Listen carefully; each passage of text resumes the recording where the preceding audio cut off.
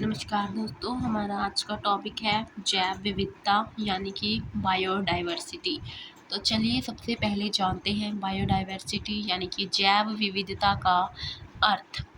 जैव विविधता का आशय मुख्यतः पृथ्वी पर जीवन की विविधता है, यानी कि इस पृथ्वी पर जितनी भी जीवित वस्तुएं पाई जाती हैं, जिसमें प्रजातियों, पारिस्थितिक तंत्रों और प्रजातियों के भीतर आनुवंशिक विशेषताओं की विविधता को शामिल किया जाता है।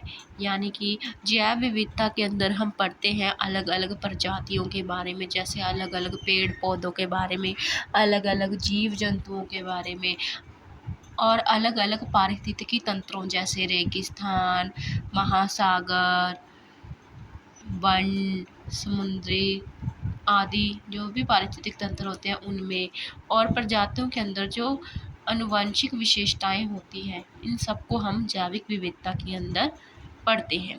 जैव विविधता के प्रकार, तो सबसे पहले इस चित्र को देखते हैं।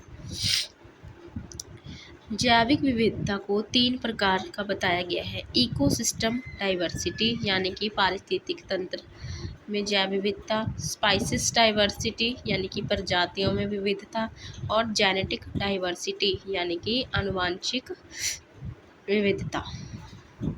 जैविक विविधता के 3 घटकों द्वारा प्रदर्शित किया गया है, जैसे जेनेटिक डाइवर्सिटी यानी कि आनुवंशिक विविधता।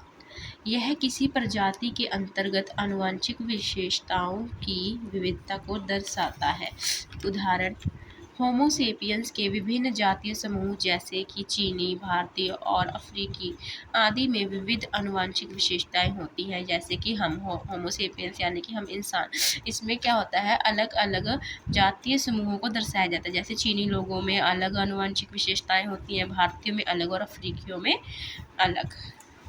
यह विविधता बदलते पर्यावरण के लिए प्रजातियों के अनुकूलन हेतु आवश्यक है, जो महत्वपूर्ण पर्यावरणीय परिवर्तनों के माध्यम से अपना अस्तित्व सुरक्षित रहती है।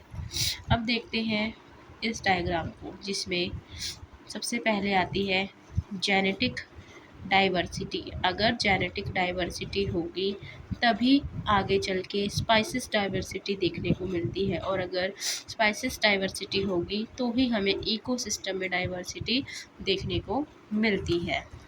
हम जानते हैं प्रजातीय विविधता यानी कि स्पाइसिस डाइवर्सिटी।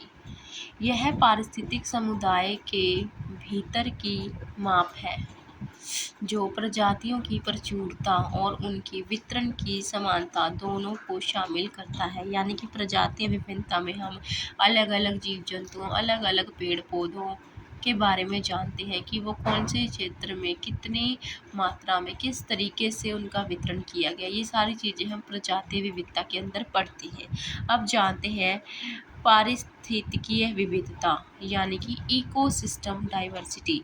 इसके तहत किसी क्षेत्र के अंतर्गत आवासों की विविधता, यानी कि किसी भी क्षेत्र के अंतर्गत आवासों में जो विविधता पाई जाती है, ये उसको दिखाता है। जैसे रेगिस्तान हो गया है, वर्षावन हो गई है, मैंग्रोव, प्रवाल भित्तियाँ, आर्द्रभूमि, नदी मुहाने और अल्पाइन घास के मैदान आदि किसी स्थान विशेष की पारिस्थितिक विविधता एवं विशेषताओं को रेखांकित करती है। यानी इको डाइवर्सिटी में हम अलग अलग क्षेत्रों की विविधता के बारे में पढ़ते हैं।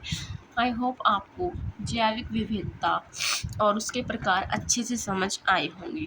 नेक्स्ट वीडियो में हम जानेंगे जैव विविधता की माप विधि कि कैसे हम जैविक विविधता को माप सकते हैं। अगर आपको वीडियो अच्छा लगा हो तो प्लीज़ लाइक और सब्सक्राइब ज़रूर करिए। Thank you.